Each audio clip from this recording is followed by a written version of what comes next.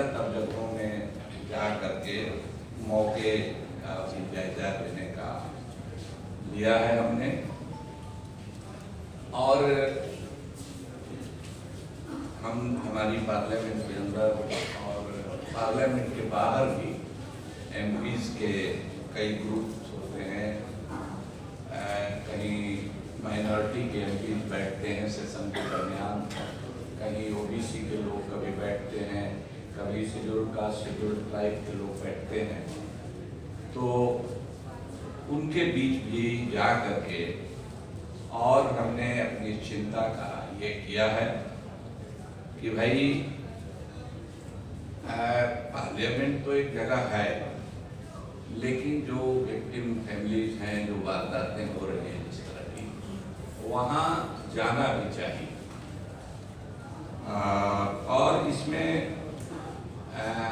जिस पार्टी से हम लोग ताल्लुक़ रखते हैं उससे बहुत उनके नेताओं से, आला कमान से पूछने वगैरह की भी जरूरत नहीं मिले। आसानी से अगर इजाज़त मिल जाती है तो जाना चाहिए, नहीं तो यूं ही जाना चाहिए। पार्लियामेंट का जो मेंबर होता है वो पूरे देश के लिए होता है। तो ये कमी रही है और ऐसा लगता है इतना खौफ और इतनी निराशा, मुझे कहने में कोई हिचकिचाहट नहीं हो रही है कि जिस तरह से इसका प्रतिरोध होना चाहिए, विरोध होना चाहिए, उस पर कहीं न कहीं कोई कमजोरी भी दिख रही है। बहरहाल आवाम के पास आवाम हमेशा लड़ती रही, वो राजशाही का, किंगशिप का दौर रहा हो या जो भी दौर रहा हो, उसमें आवाम अपने तरीके से लड़ती रही है, हर जो जुल्म ज्यादती का प्रतिरोध करती रही है। और आवाम के पास हर बीमारी का इलाज भी है, हमारा ऐसा मानना है।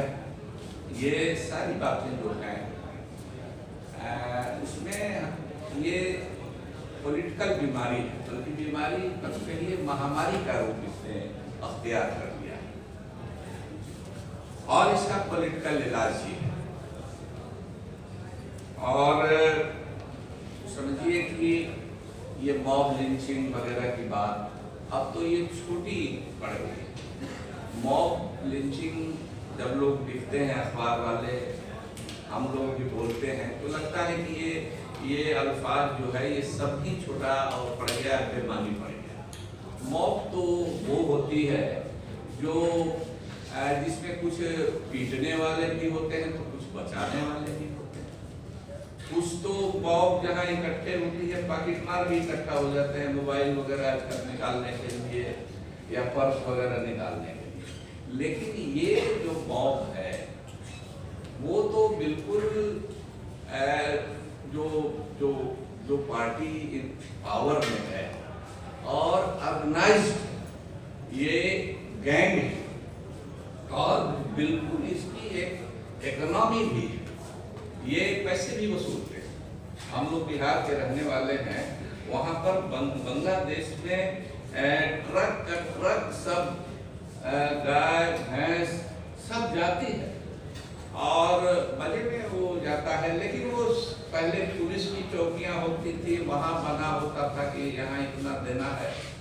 अब एक ये सो-कॉल वो रक्षकों की चौकियां हो गई हैं, इनकी भी वसूली है और पुलिस से भी कर्कश इनकी फी हो रही है। अब वो लोग भी मारे जा रहे हैं मोटा मोटी, जो ये समझते हैं कि हम तो कोई गाय मारने के लिए, ज़िबा करने के लिए ले नहीं जा रहे हैं, हम तो इसका दूध पीने के लिए ले जा रहे हैं, इससे बच्चा पैदा करके अपने बच्चे की परवरिश करने के लिए ले जा रहे हैं। तो ये सब हालात हैं। लेकिन मैं समझता हूँ कि इसमें से खौफ है, ठीक है कि हमको हिकमत अमली से काम लेना चाहिए, दूरंदेशी से काम लेना चाहिए और इसको भूल करके भी ये मुसलमानों का मामला नहीं है, नहीं बनाना चाहिए और है भी नहीं है। ठीक है कि हमारे साथी एहतियात करते। देखिए दारापुरी साहब ने बहुत अच्छी बात कि आज जो पार्टी पावर में है, जो जिस विचार के लोग हैं, वो उनकी नजर में हर मुसलमान दहशतगर्द और उनकी नजर में हर आदिवासी, हर दलित नक्सलाइट। प्रशांत भूषण साहब केस लड़ते रहते हैं, इनको भी लोग नक्सलाइट करते रहते हैं। तो इस तरह की चीजें हो रही, तो ये इसका इलाज है और हम लोग अपने अपने तरीके से सब लोग लड़ रहे हैं, हम लोग भी अपने अपने तरीके से लड़ रहे हैं। आपने देखा दिल्ली से सटा हुआ जो कैराना का इलाका है, उसको दूसरी प्रयोगशाला, गुजरात के दूसरी प्रयोगशाला के रूप में उसको जाना जाता था और जहां तमाम पॉलिटिकल पार्टियां अब कमोबेश ये डरने लगी है कि भाई मुसलमान को अगर मैदान में उतारेंगे वो तो कामयाब नहीं होगा, टिकट देने में लोग डर रहे हैं। तो वहां की जनता ने एक फैसला दिया। कैराना में आपने देखा, योगी जी को देखा, खुद अपना चुनाव हार गए। बिहार में जो चुनाव हुए, जितने चुनाव हुए उसमें लोग हार रहे हैं। तो एक तो चीज की एक पॉलिटिकल बैटल, आइडियोलॉजिकल बैटल और जो कानूनी लड़ाई है और अदालत की लड़ाई है। तो शुक्र है कि ऐसे लोग हैं, ये बात नहीं है, प्रशासन में भी हैं लोग और वहां भी है। अभी जो भी महाराष्ट्र में हुआ है, जो गोरक्षकों की और गौरी लंकेश की जो हुई है कि केस के जांच के क्रम में, तो बाकी देख लीजिए वो भी जो एटीएस का अधिकारी होगा वो कलेजे की बात है।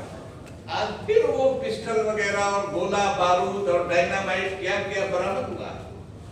तो ऐसे लोग हैं और भरोसा करके, और फिर मैं बार बार कहता हूं कि हिकमत अमली से और दूरंदेशी से, और ये बात सही है कि जिस तरह से दलित जो भाई हैं वो सड़क पर उतर जाते हैं, वो उस तरीके से एक हिचकिचाहट है मुसलमानों के बीच या लीडरशिप के बीच में भी एक हिचकिचाहट है कि इस तरह से कैसे उनको मैदान में, क्योंकि ये डर रहता है कि अगर ये मैदान में उतरेंगे, ये सड़क जाम करेंगे तो उन पर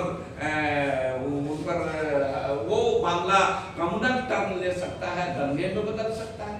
तो ये है, तो इस तरह के हालात हैं और ये इस तरह के हालात कभी इस मुल्क में पैदा नहीं हुए थे। इवन हम कहते हैं कि 46 में भी पैदा नहीं हुए और इसके लिए शहादतें हुई है। खुद गांधी जी को देखिए, इसी के लिए शहादत हुई है। लेकिन आप ये समझ लीजिए कि आज जिस नौजवान पर यहाँ गोली चली, वो तो कम से कम दिल्ली को इस मामले में, इस लूटियंस जोन को महफूज समझा जाता था देश में। तो ये अलार्मिंग है, वो किसी के साथ, ये आवाम की बात नहीं है, किसी पार्टी के लीडर के साथ ये घटना किसी समय कहीं हो सकती है। तो उनको भी हम समझते हैं कि उनको भी इस बात को मैंने देखना होगा। अभी होते रहते हैं इस तरह के मुजाहरे होते रहते हैं, छोटे मोटे बड़े पार्टियों के स्तर पर भी, वहां भी इस तरह की बातें मैं रखते रहा।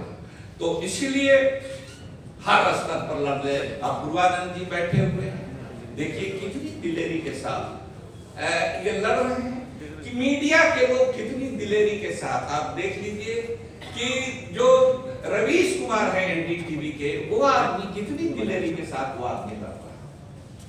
उम्र में छोटे हैं, पत्रकार मैं भी रहा हूं, बाद में पत्रकारिता में आए हैं वो, लेकिन उस आदमी को सैल्यूट करने का मन करता है। वो देख लीजिए वो वाजपेयी को किस तरह से वाजपेयी किया गया। तो ये हो रहा है, मंत्री लोग ऐसे लोगों को खुलेआम पनाह दे रहे हैं, एमपीज दे रहे हैं, सरकारें दे रही हैं, मुख्यमंत्री इस तरह की बात बोल रहे हैं। तो इस तरह की बातें हैं। बर्बाद गुलिस्तान करने को एक ही उल्लू काफी है, हर साथ पर उल्लू बैठा हो, अनजाने गुलिस्तान क्या होगा। तो इस जो भारत है, जो इंडिया है, इस गुलिस्तान को, इस चमन को बर्बाद करने के लिए जमहूरियत को इस राजधानी में, इस लुटियन जोन्स में, दिन में, डे लाइट में संविधान जलाया जाता है, मनुस्मृति जिंदाबाद की बात की जाती है। ऐसे लोग जाके इस मुल्क के होम मिनिस्टर साहब से डेलीगेशन लेकर के मिलते हैं और उनके साथ एक मामूली मुकदमा की इन्होंने जातियों के बीच नफरत फैलाने की बात की। ये क्या उनके पास, उन पर राष्ट्रद्रोह, इन बच्चों पर, जेडीयू के बच्चों पर राष्ट्रद्रोह का मुकदमा चल सकता है, लेकिन ये जो संविधान जला रहे हैं इन पर राष्ट्रद्रोह का मुकदमा नहीं चल सकता है, इनको गिरफ्तार नहीं किया जा सकता है।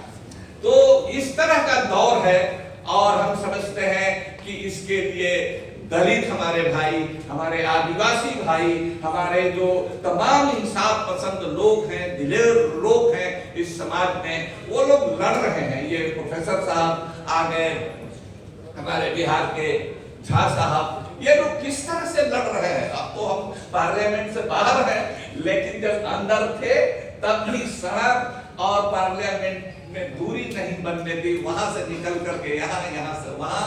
तो ये हर आदमी को अपने दिमाग लेना है। मैं समझता हूँ कि सारी बातें और साथी बताएंगे। बहुत बहुत शुक्रिया।